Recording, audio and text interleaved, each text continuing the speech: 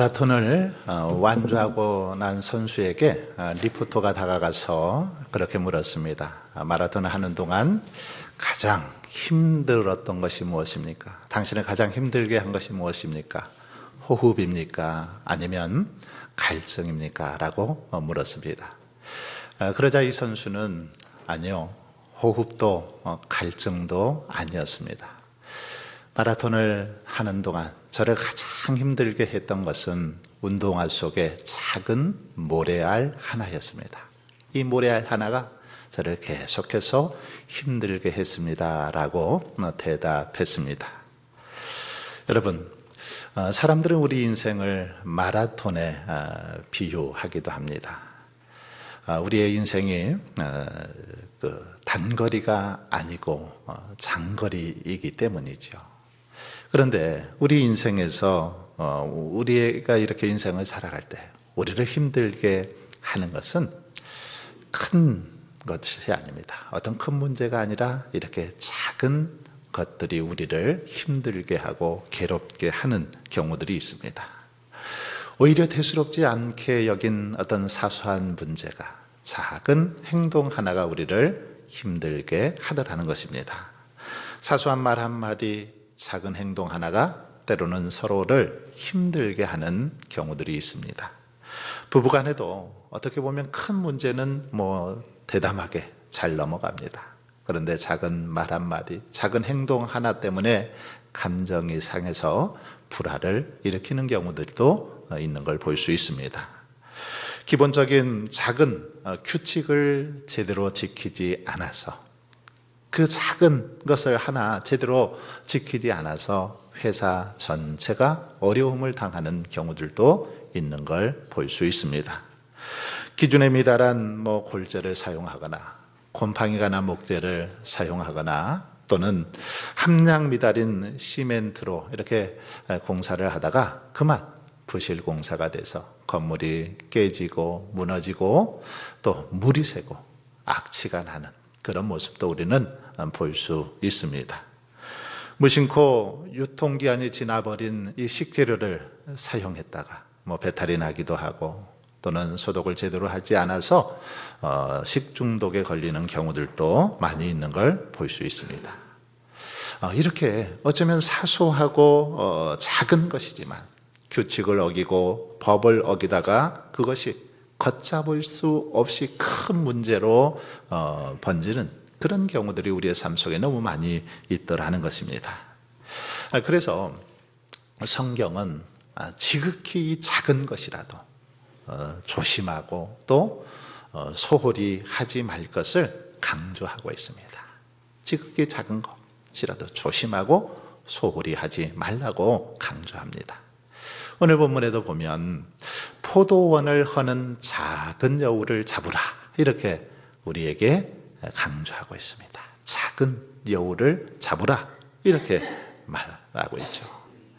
작은 것이라도 용납하지 말라는 것입니다.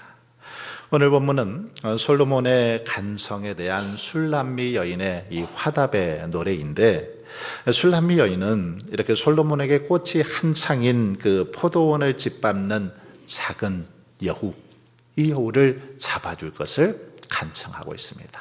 지금 포도원에 꽃이 활짝 폈는데 그 포도원을 짓밟고 다니는, 꽃을 다 꺾어버리고 다니는 작은 여우를 잡아달라 그렇게 요청합니다. 뿐만 아니라 속히 자기에게로 돌아와 줄 것을 요청하고 있는 그런 말씀입니다.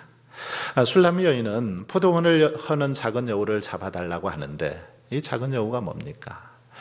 팔레스타인 그 지역에 서식하는 그런 동물이었는데, 여우였는데 주로 이 큰 여우들은 포도의 열매만 주로 따먹습니다. 그런데 이 작은 여우들은 이 포도원을 여기저기 돌아다니면서 땅에 구멍을 파기도 하고 도랑을 뚫기도 합니다. 그리고 이렇게 단단한 땅을, 그래서 두더지처럼 땅을 파서 푸석푸석하게 만들죠. 결국 이 포도나무가 자라지 못하게 하는 동물이 바로 이 작은 여우입니다. 뿐만 아니라 작은 여우는 이 봄철에 이렇게 싹이 나고 꽃이 필 무렵에 어린 싹들을 그렇게 따먹기도 하고 꽃을 다 꺾어버립니다. 그래서 이 포도원을 돌아다니면서 여기저기 그냥 포도나무 그 어린 순들을 다 그렇게 꺾어버리고 망쳐놓기 때문에 포도 농사에 큰 해를 가하는 동물이 바로 작은 여우입니다. 그러니 비록 어쩌면 크기는 작지만 어떤 동물보다도 농사에 큰 해를 끼치는 그런 존재가 바로 작은 여우라는 것입니다. 여러분도 농사를 이렇게 짓다 보면 어떻습니까? 한 해 동안 열심히 농사를 지었는데 뭐 두더지나 또는 고라니, 이 멧돼지 같은 동물들이 와서 그냥 농작물을 다 이렇게 파헤쳐버리면, 망쳐버리면 어떻습니까? 너무너무 가슴이 아픕니다. 속상할 때가 많이 있죠. 오늘 본문 속의 술람미 여인도 너무 속상한 나머지 이제 포도원을 헐고 다니는 그 허는 작은 여우를 잡아달라고 그렇게 간청한 것입니다. 즉 술람미 여인은 자신과 솔로몬 사이에 이 사랑의 꽃이 피었는데 그것을 꺾어버리고 망쳐버리는 방해꾼인 저 작은 여우를 쫓아달라는 것입니다. 다시 말하면 이 솔로몬과 이 자신의 관계가 봄을 그렇게 맞이하여 본격적으로 진전되는 시기에 그 사랑을 방해하는 그 방해꾼을 쫓아내 달라는 그런 요청입니다. 여러분, 그렇다면 오늘 본문이 우리에게 주는 교훈 무엇일까요? 여기서 말하는 포도원은 성경에서 흔히 하나님의 백성과 그리고 이스라엘을 상징하는 말로 사용되고 있는 것을 볼 수 있습니다. 그래서 주님께서도 당신과 제자들의 관계를 포도나무와 가지로 비유하는 것을 우리는 알 수 있습니다. 요한복음 15장에서 나는 포도나무요 너희는 가지라 이렇게 주님이 말씀하셨습니다. 따라서 이 포도원은 이스라엘로 상징되는 교회 전체나 또는 하나님이 세우신 가정 그리고 하나님의 성전 자체인 성도 한 사람 한 사람을 그렇게 비유한다라고 말할 수 있습니다.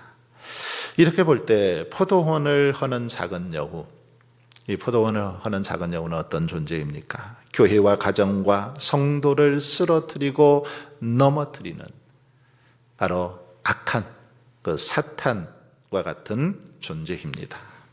그에 속한 모든 존재들이 이 포도원을 허는 작은 여우와 같은 존재다라고 말할 수 있습니다. 또한 우리들이 하나님을 가까이 하지 못하도록 방해하고 우리의 믿음을 자라지 못하도록 방해하는 사탄의 존재, 유혹하는 모든 것이라고 말할 수 있습니다.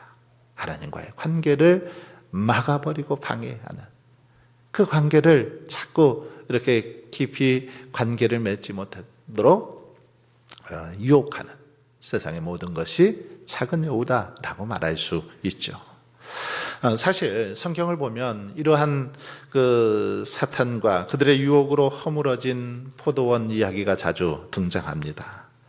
악한 영에 사로잡힌 사울로 인해서 이스라엘이 처한 그 국가적인 위기와 그의 가정이 멸문하는 그런 예가 대표적인 예다라고 말할 수 있습니다. 어디 그뿐입니까? 난공불락의 여리고성을 무너뜨린 이스라엘의 그 정예 부대가 아이성을 이렇게 공격하다가 실패해서 36명이 죽고 도망친 사건이 있죠. 바로 이것은 아간이라는 작은 범죄, 아간이라는 사람의 작은 범죄와 은밀한 죄 때문에 일어난 그런 일 아닙니까? 또한 이스라엘 백성들이 가나안 땅을 정복하고 통치했음에도 불구하고 그들이 무정부 상태로 사사 시대를 맞이했던 것도 이스라엘 지파가 쫓아내지 못했던 몇몇 가나안 족속들 때문이었던 걸 볼 수 있습니다. 소수의 몇몇 족속들을 쫓아내지 못했기 때문에 그들이 올무가 되고 가시가 되었던 것이죠.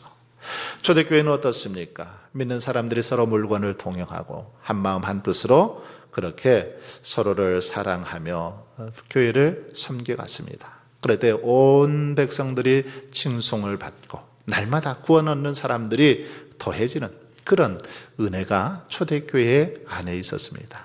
그런데 당시 신자였던 아나니아와 이 삽비라가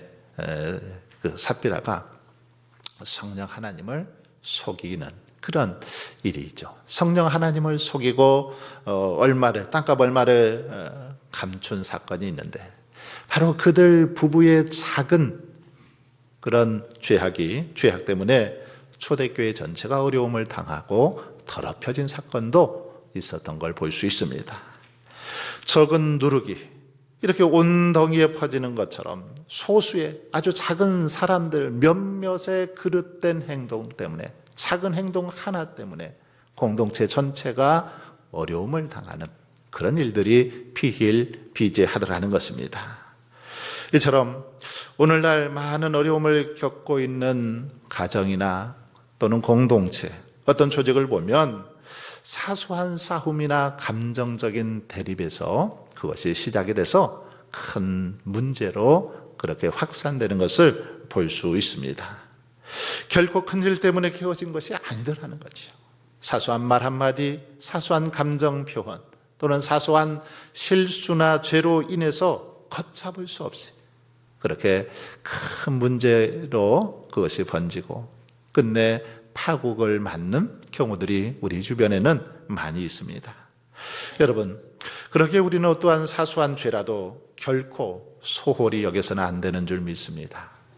결코 소홀히 여겨서는 안 됩니다. 적은 누룩이 온 덩이에 퍼지듯이 죄는 순식간에 이 전체를 오염시켜버리고 그리고 무너뜨리는 아주 무서운 힘이 있기 때문입니다. 한번 보십시오. 큰 댐이나 작은 저수지도, 큰 저수지도 이렇게 아주 작은 구멍 하나 때문에 그것이 무너지는 것을 볼 수 있습니다. 그러므로 저와 여러분은 아주 사소한 실수와 범죄가 얼마나 큰 결과를 가져오는지를 명심하고 포도원을 하는 작은 여우를 내어쫓는데 최선을 다해야 될 줄 믿습니다. 여러분, 오늘 우리가 살아가는 세상에는 수많은 그런 작은 여우들이 있습니다. 우리를 유혹하고 우리를 무너뜨리려 하고 괴롭히는 수많은 작은 여우들이 있습니다. 에덴 동산에 뱀이 있었듯이 오늘 우리 주위에도 포도원을 허는 작은 여우들이 떼를 지어서 달려들고 있는 것을 알 수 있습니다. 그리고 이들은 사탄이 우는 사자와 같이 두루 삼킬 자를 찾듯이 언제나 틈만 나면 기회를 엿보고 우리 성도들을 넘어뜨리려 하고 또 우리 성도들을 유혹하는 것을 볼 수 있습니다. 그러므로 저와 여러분은 작은 여우가 접근하지 못하도록, 포도원을 헐지 못하도록 늘 깨어 있을 수 있기를 바랍니다. 여러분, 그렇다면 솔로몬과 술람미 여인의 사랑을 방해했던 작은 여우처럼 오늘날 하나님과 우리 사이에, 우리 성도들 사이에 그 관계를 파괴하고 무너뜨리는 작은 여우, 그 작은 여우는 무엇입니까? 하나님과의 관계를 멀어지게 하는 그 작은 여우, 어떤 것들입니까? 우리들이 하나님께로 가까이 나아가지 못하게 하고 하나님과 깊은 관계를 맺지 못하도록 방해하는 작은 여우, 무엇입니까? 그것은 어쩌면 어떤 우리 안에 있는 좋지 못한 그런 습관일 수 있습니다. 잘못된 가치관이 작은 여우일 수 있죠. 이기심이나 교만, 탐욕, 게으름, 이런 것들이 작은 여우가 될 수 있습니다. 습관적인 불평이나 짜증, 혈기, 거짓말, 이런 것들도 하나님과의 관계를 파괴하는 작은 여우가 될 수 있습니다. 여러분, 우리는 이런 작은 여우들 결코 용납해서는 안 되죠. 이런 것들이 우리의 삶에서 여우짓을 하도록 내버려둬서는 안 된다라는 것입니다.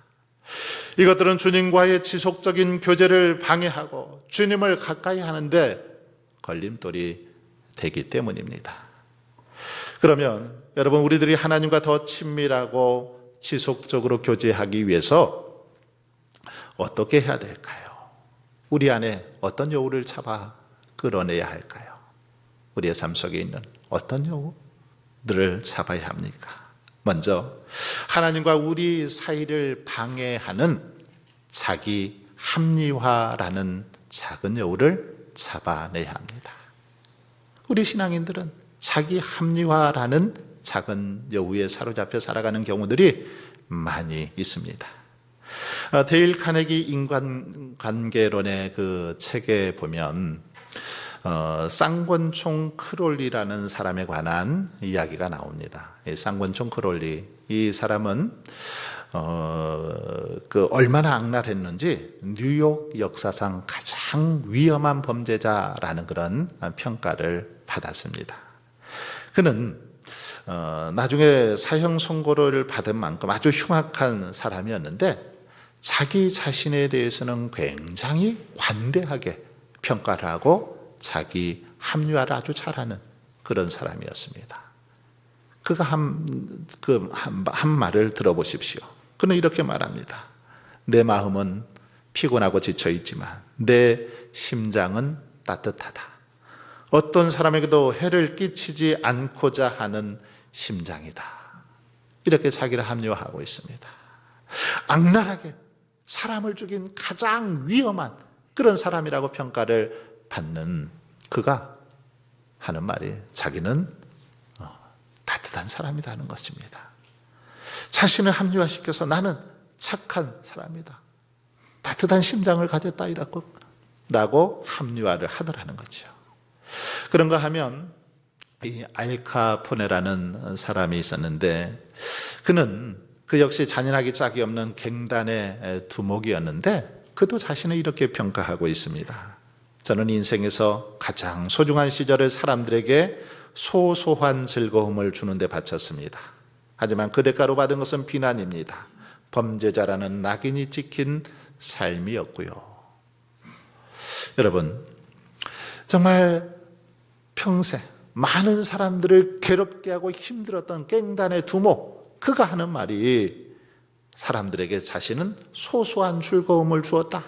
이렇게 자신을 합리화하고 있습니다. 얼마나 어처구니가 없고 황당합니까?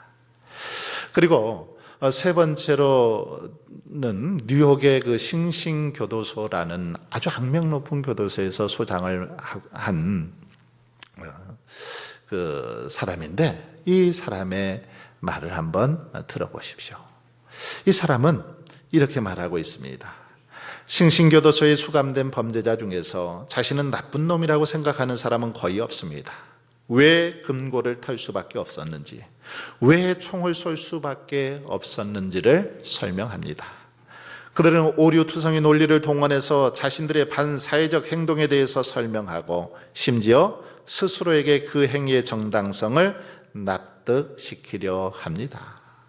이렇게 교도소 소장은 죄인들을 보면서 그렇게 평가하고 있는 걸 볼 수 있습니다. 여러분, 이 데일 카네기는 이런 예화를 통해서 우리에게 뭘 교훈하고 싶었던 걸까요? 뭘 강조하고 있습니까? 사람은 너나 없이 자신을 잘 모른다라는 것입니다. 자기를 잘 모르다 보니까 자기 잘못을 인정하지 않고 오히려 자기를 합리화하고 정당화시키더라는 것입니다. 이것이 오늘 우리 인생들의 모습이라는 것입니다. 여러분, 그런데 안타깝게도 오늘 우리들도 이런 모습으로 살아갈 때가 많이 있습니다. 우리는 하루하루 인생을 살아가면서 자신에 대해서는 관대하고 자신을 합리화시키면서 그렇게 정당화하며 살아가는 경우들이 많이 있습니다. 한번 생각해 보십시오. 운전을 하면서 과속을 하거나 끼어들기 할 때 뭐라고 말합니까?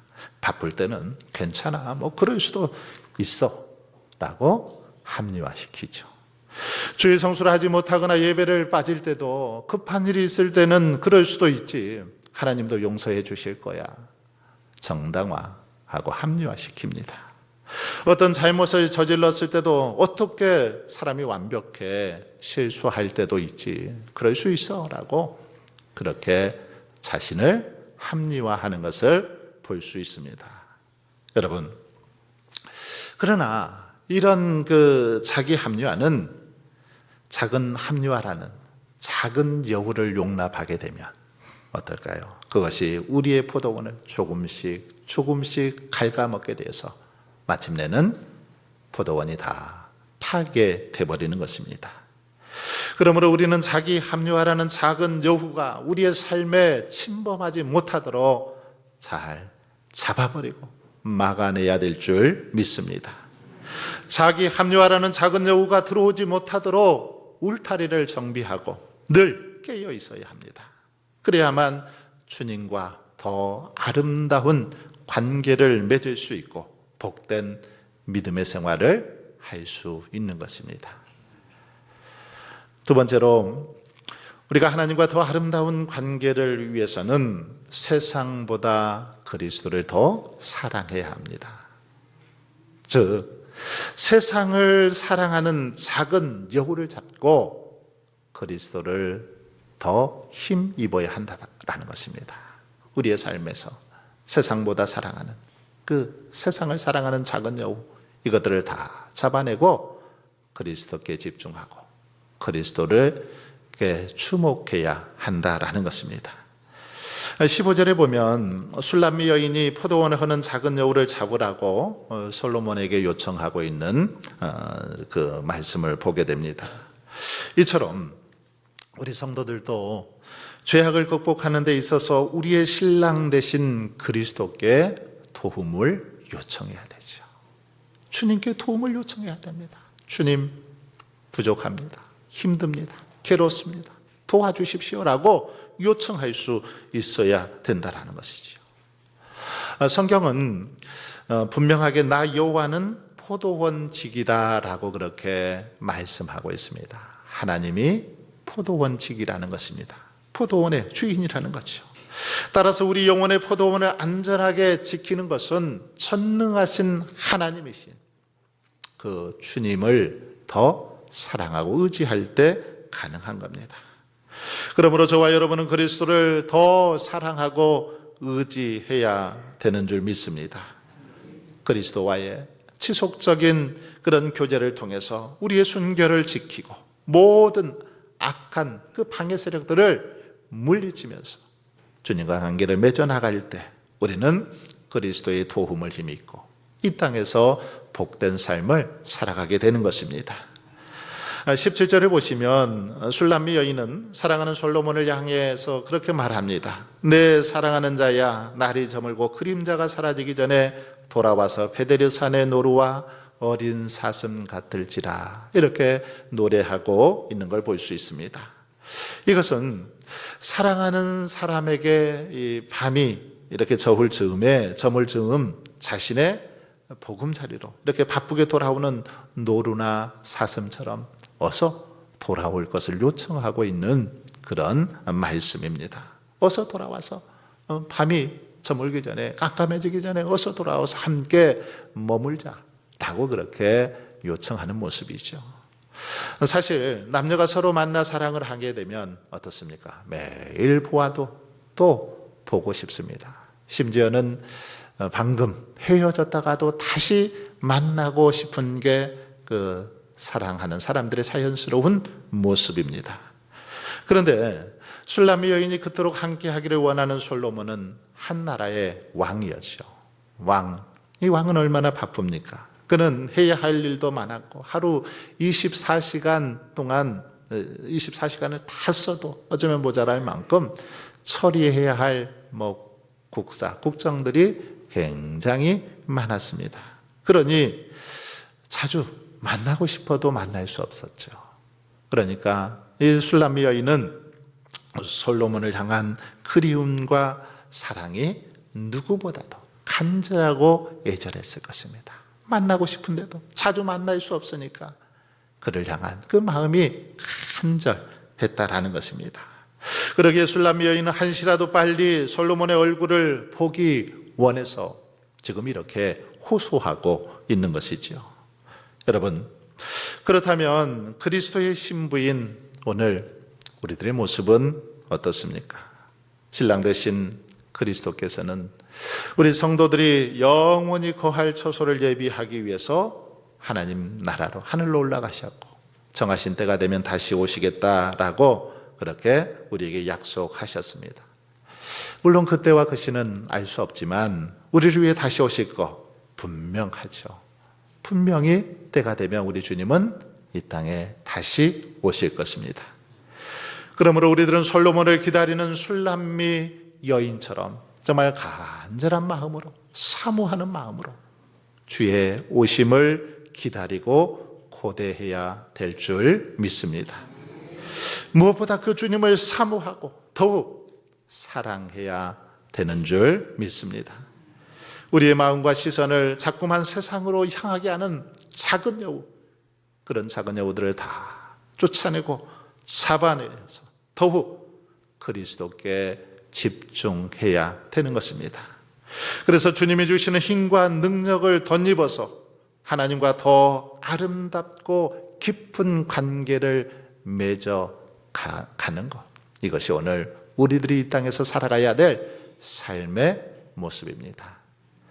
사랑하는 성도 여러분, 이처럼 저와 여러분이 하나님과의 지속적인 관계를 맺기 위해서는 우리의 믿음을 허물고 병들게 하는 이 자기 합리화라는 작은 여우를 쫓아내야 됩니다. 뿐만 아니라 더욱 무엇보다 주님을 사모하고 주님을 의지하고 사랑해야 됩니다. 세상을 사랑하도록 하는 그 작은 여우들을 다 요소들을 쫓아내고 더 주님께 집중하고 더 주님을 의지하며 살아가야 되는 줄 믿습니다. 그럴 때 하나님과 우리 사이의 사랑의 꽃이 활짝 피어나고 아름다운 열매를 맺어가게 될 줄 믿습니다. 오늘도 저와 여러분이 이런 믿음의 삶을 통해서 더욱더 하나님을 기쁘시게 하고 영화롭게 하는 우리 모두가 되시기를 주의 이름으로 축원합니다.